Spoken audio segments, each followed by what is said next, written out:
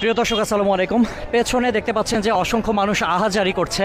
তারা মূলত রাস্তায় অবস্থান নিয়েছে। শুধুমাত্র একটি এনজিও কোম্পানি 30,000 প্রান্তিক মানুষের সর্বস্ব লুটে নিয়ে চলে গেছে।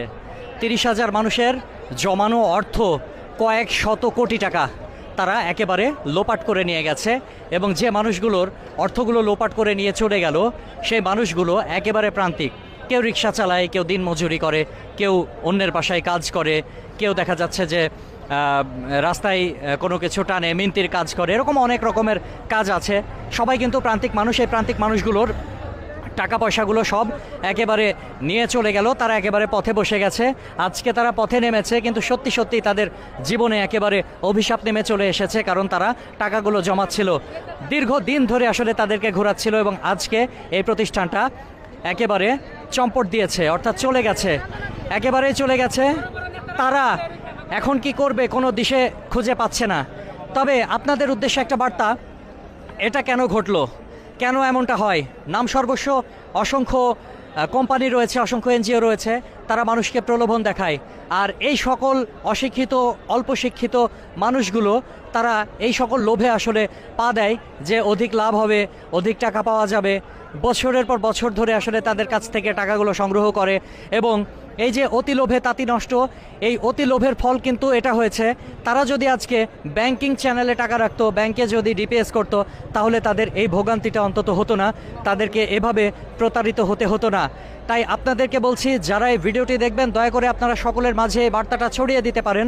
কারণ এভাবে আপনারা নামে বেনামে যে সকল এনজিও রয়েছে, জেনে বা না বুঝে আপনারা অনেক সময় রাখেন, রিস্ক আছে ভেবেও রাখেন যে প্রতিষ্ঠানটা মানুষের টাকা নিরাপদে রাখছে, কিন্তু একটা সময় গিয়ে এই যে বছরের পর বছর নিরাপদে রেখে আজকে তারা পালিয়ে চলে গেল, কাকে বিশ্বাস করব? এনজিও কোম্পানিকে আসলে পরিপূর্ণভাবে বিশ্বাস করাটা কতটুকু যৌক্তিক আমি জানি না। অনেক এনজিও কোম্পানি আছে তারা ভালো, তবে অধিকাংশ দেখা যাচ্ছে যে অসংখ্য আছে, এদের মধ্যে খুঁজলে দেখা যাবে যে অনেকেরই ইন্টেনশনটা আসলে খারাপ। এই খারাপ ইন্টেনশন নিয়ে তারা মাঠে নেমে একেবারে সব কিছু শেষ করে দেয়। এই প্রতিষ্ঠানটার মালিক তিনি কিন্তু বিল্ডিং করেছেন, গাড়ি করেছেন, বাড়ি করেছেন, সব এই অসহায় মানুষগুলোর টাকা দিয়ে। কিন্তু তিনি অট্টালিকায় থাকছেন, এসি ঘরে থাকছেন, গাড়িতে চলছেন, আর এই মানুষগুলো পথে ছিল, পথেই কিন্তু রয়ে গেল। শুধুমাত্র তারা একটু ভালো চিন্তা করেছিল, ভবিষ্যতের কথা চিন্তা করেছিল। তাদের একটাই ভুল, তারা এই প্রতারককে চিনতে পারেনি, তারা বিশ্বাস করেছিল, এই বিশ্বাসের মর্যাদাটা তারা রাখতে পারেনি। তাদের আরও একটা ভুল, তারা লোভের বশে পা দিয়েছিল, লোভের ফাঁদে পা দিয়েছিল। আজকে লোভের পরিণতি আসলে এটাই দেখতে হচ্ছে।